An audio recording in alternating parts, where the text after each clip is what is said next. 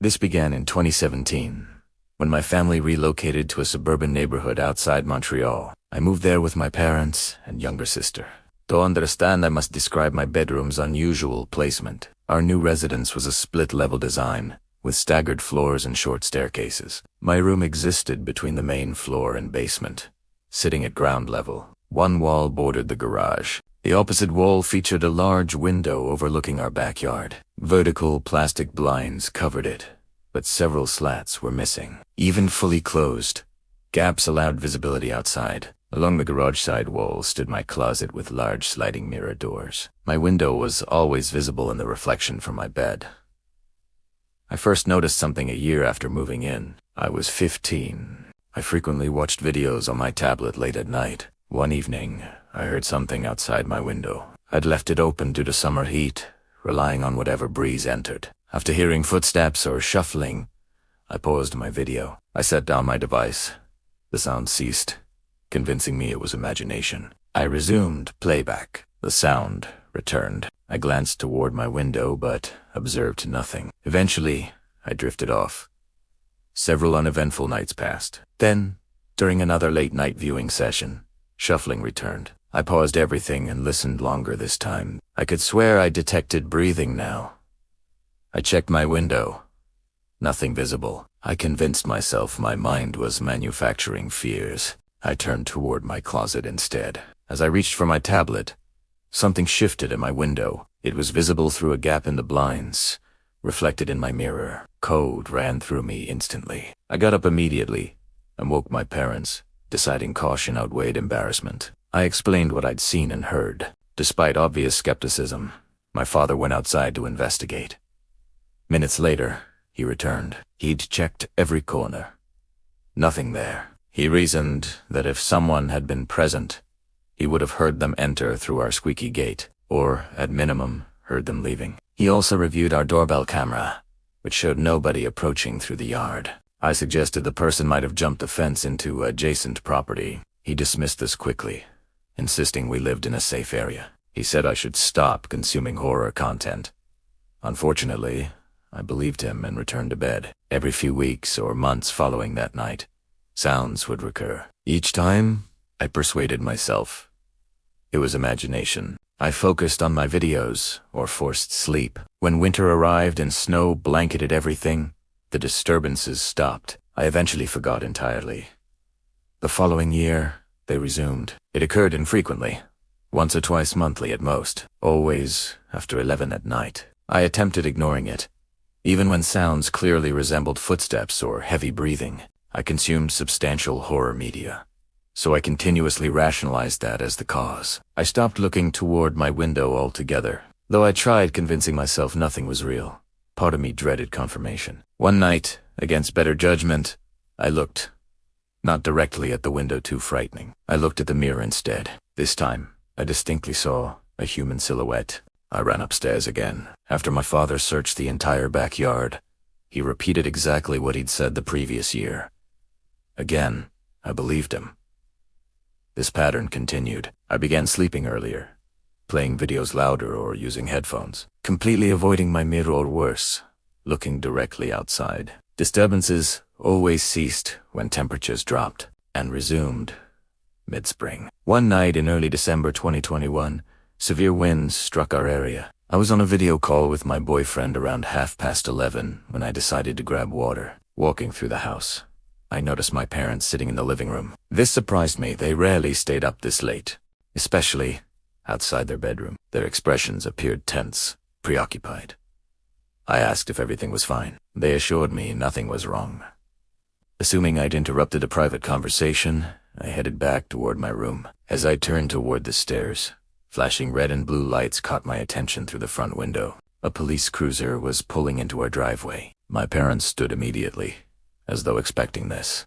They rushed me toward my room, saying they'd summon me if necessary. I wanted answers, but recognized this wasn't the moment. I returned to my room, curiosity consuming me. Within 2 minutes, they called me back upstairs. This time, they explained everything. Approximately 15 to 20 minutes earlier, during the windstorm, my father had stepped outside. He wanted to verify nothing had blown over before retiring for the night. While scanning the yard, He noticed light from my bedroom window. It was illuminating something nearby. As his vision adjusted, he realized it was a man standing motionless directly outside my window, staring inside. My father shouted and moved toward him. The man immediately turned and fled. He vaulted the back fence, effortlessly as though he'd practiced countless times, and vanished into neighboring properties. In that moment, every fear I'd harbored for years transformed from possibility into confirmed reality. I hadn't imagined anything. Someone had genuinely been there. Terrified, my parents had immediately contacted police, then knocked on our rear neighbor's door. They wanted to alert her. The elderly woman living there refused to answer. Instead, she shouted threats to call authorities herself. She threatened them if they didn't leave. Police eventually arrived, but since my father hadn't obtained a clear view of the intruder, options were limited. They could only increase neighborhood patrols and recommend additional cameras, which we installed. Reflecting afterward, our neighbor's reaction still seems deeply suspicious. Why would her immediate response involve threatening my parents, when they simply wanted to warn her? Several questions emerged. Was she sheltering the man my father witnessed? Had she also seen him and mistakenly assumed he was knocking? Did I know whoever stood outside my window throughout those years? Or was it simply some predator who noticed a teenage girl's room with inadequate window coverage and exploited the situation? Did he only want to observe? Or was he building towards something worse? These questions still haunt me. Knowing someone genuinely stood there the entire time transforms every sound I dismissed. Every breath I thought imagined. Every shape I refused to acknowledge into something exponentially more terrifying. I've since changed rooms and can no longer view windows facing our backyard without anxiety. Thank God my current room faces the street. What frightens me most isn't that it happened. It's how long it continued without anyone knowing, and how easily it could have persisted indefinitely.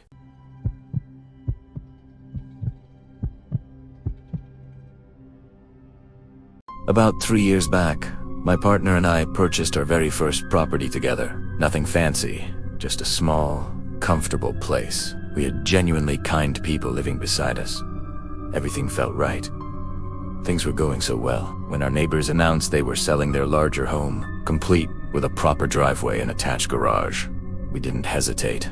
We bought it immediately and listed our original place next door. After reviewing several heartfelt letters, we settled on a couple from Poland. They communicated with us exclusively in English, never in Dutch like we spoke, but nothing seemed unusual. We exchanged friendly conversation. In hindsight, that was the stillness before everything fell apart. Even prior to the major incidents, something felt wrong. Strange disturbances began occurring at unpredictable hours. Around midnight, we'd sometimes hear aggressive pounding or deafening music. It wasn't every night, but frequent enough to make us question who exactly had moved in just meters away. The first warning sign came when our neighbor returned with extensive damage running down both sides of his vehicle. It appeared as though he'd scraped against barriers at considerable speed on each flank. When we inquired, his explanation was unconvincing. He claimed a cement pillar on one side, a turning trailer on the other. We accepted it, though the story made no sense. One evening around 6 o'clock, our neighbor phoned us in complete panic. He insisted someone was outside his property. He claimed they were physically redirecting his surveillance cameras. He pleaded with us to investigate and contact authorities. When we checked, we witnessed 2 individuals actively forcing entry. We dialed emergency services immediately. Unfortunately, officers took 20 minutes to respond, and the intruders had vanished. The neighbor's wife arrived moments later. She sped onto the street and rushed inside, concerned primarily for their small French bulldog, while police were already present. While walking my own dog nearby, I observed the husband parking his vehicle several streets over, then approaching the scene on foot, almost as if concealing his car from investigators. That suspicion didn't register fully at the time. Later, reviewing our doorbell footage, we discovered the intruders had stood outside beforehand, casually deliberating in Polish. They were deciding which residents to target. Nothing was taken. Nobody was apprehended. I mentioned 2 officers that something felt orchestrated, but received no follow-up. 7 days passed. I was attending a gathering when my partner messaged me the music next door had become unbearably loud again. Minutes later, he called, voice filled with genuine terror. Our neighbor's vehicle had just torn through our front garden. It crashed directly into his own entrance. Two men were hurriedly loading the car with premium electronics, large televisions, professional audio equipment, expensive devices. They resembled the same individuals from the previous week. This time, police arrived within 7 minutes. Officers intercepted the men mid-loading. When requested identification, both claimed to possess none. Then circumstances became surreal. The driver looked directly at the responding officer and identified himself as our neighbor. He used our neighbor's exact name. But here was the problem. Throughout 9 months of living beside us, our actual neighbor had never uttered a single Dutch word. This imposter, however, spoke fluent Dutch with a heavy Polish accent. Realizing their deception had collapsed, the men threw the vehicle into gear. A violent chase unfolded through our peaceful neighborhood until police successfully cornered and detained them. But my partner could still detect movement inside our neighbor's residence. Officers re-entered and extracted a third suspect. While we stood inside our own home providing statements about property damage, our doorbell chimed. We turned around. There stood our actual neighbor. He was unrecognizable. His face had become a swollen, bloodied ruin. One eye had sealed completely shut. His lip was split open. His arm dangled uselessly, covered in wounds that appeared defensive, possibly from a blade. A lookout wild, aggressive. Destroyed.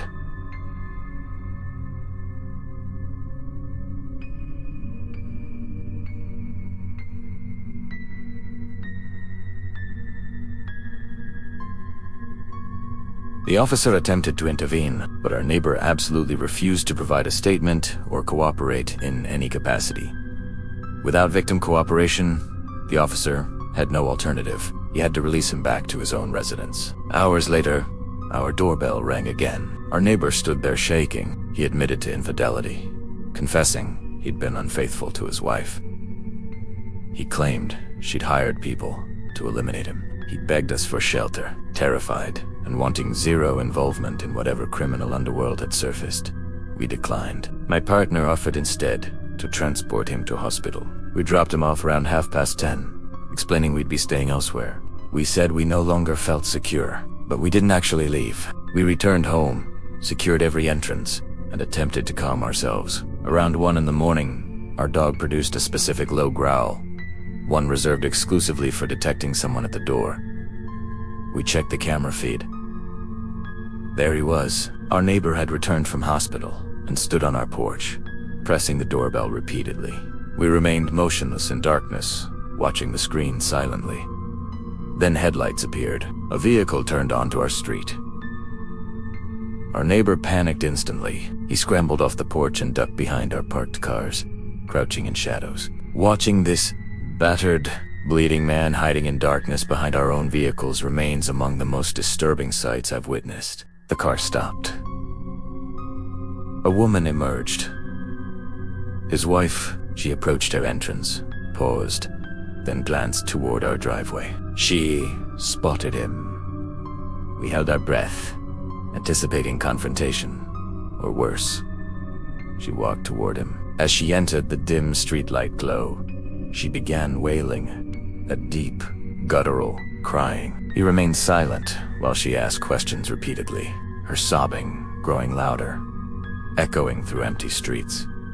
Eventually, both entered the vehicle and departed. 3 days passed without any sign of them. We had no idea what had become of their dog.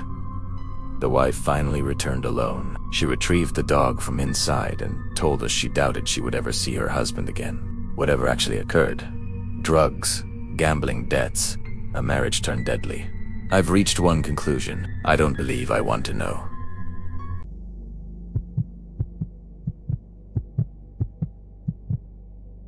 It was a frigid winter day in mid-December. I was 15 years old. Originally, my family lived in suburban Alberta.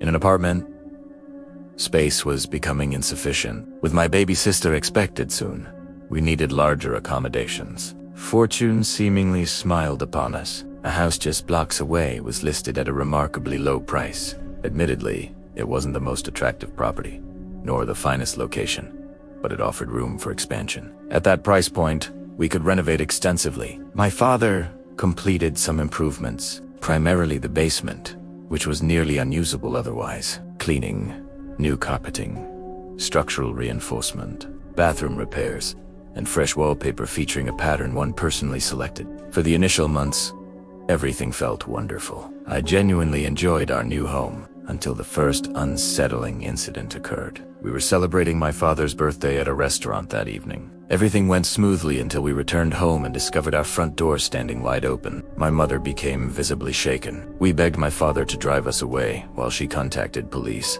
Instead, my father retrieved a heavy wrench from his truck toolbox and entered the house to search for intruders. My mother and I contacted authorities anyway. We waited 5 agonizing minutes before officers arrived. They searched the entire residence, located my father, and he emerged to inform us nothing had been stolen, and nobody remained inside. However, certain items had been disturbed or displaced, particularly books on my shelf. Police concluded their investigation with identical findings. We remained somewhat paranoid, but eventually went inside. From that day forward, I regularly heard strange noises emanating from walls and occasionally beneath the basement floor.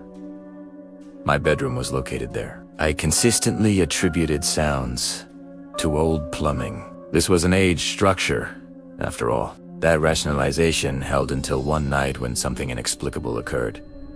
It was approximately 2 in the morning. I was playing my handheld gaming device beneath blankets with volume muted so my parents wouldn't realize I remained awake. Then, I heard it. Distinct laughter emanating from the wall beside my bed. My heart stopped. My eyes widened dramatically. I couldn't decide how to respond. Ignore it. Alert my parents. Investigate personally. I chose to wait and determine whether it After approximately 30 minutes, lying completely motionless, I concluded it must have been sleep-deprived imagination. I finally slept. I awoke the following morning normally. Nothing had changed, despite that laugh still burning in my memory. I attempted dismissing it. Strange noises continued periodically over subsequent weeks, but they'd become normalized for me. Then the next occurrence happened. BD's point, my sister had been born. Since the basement offered sufficient space, and my mother trusted me to monitor her overnight, she shared my room. This didn't mean my mother abandoned precautions. She utilized baby monitors parent units positioned in the living room and kitchen. One evening, my parents departed for a late dinner, leaving me responsible for the house. I was watching a film in the living room when I rose to retrieve a snack from the kitchen. That's when I detected unusual sounds through the baby monitor. My stomach dropped.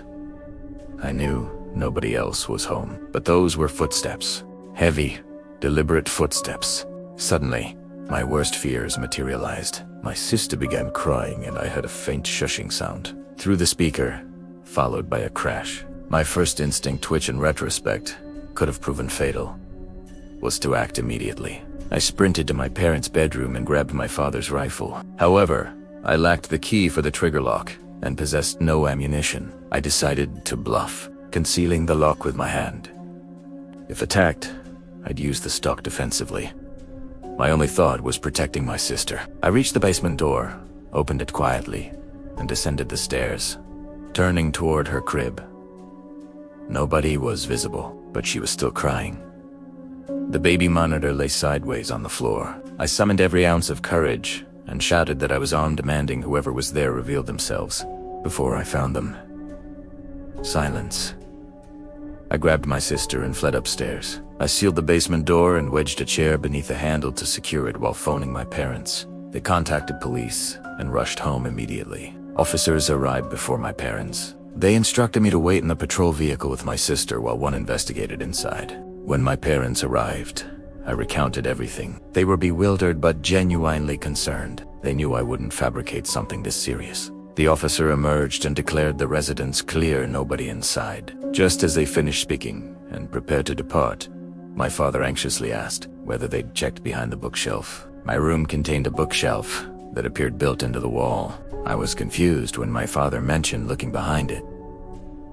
The officer was equally puzzled and asked my father to accompany him inside and indicate what he meant. When we descended to the basement, my bookshelf had been pushed slightly open like a door. The basement window leading to the backyard stood fully open.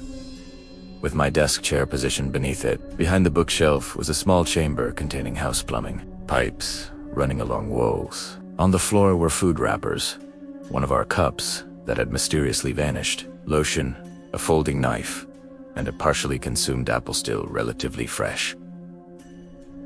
Someone had been living inside our home. We'd had no idea the entire time. Police theorized that while they were outside speaking with us, whoever was hiding had escaped through the open window. They advised us to report anything suspicious, but doubted the individual would return now that their secret was exposed. But that wasn't even the most horrifying discovery. Several days later, I pushed open the bookshelf myself and examined the space thoroughly. That's when I found a small hole drilled through the wall.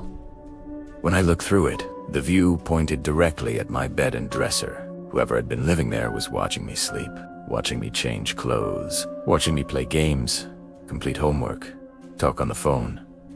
Everything. They knew virtually my entire life.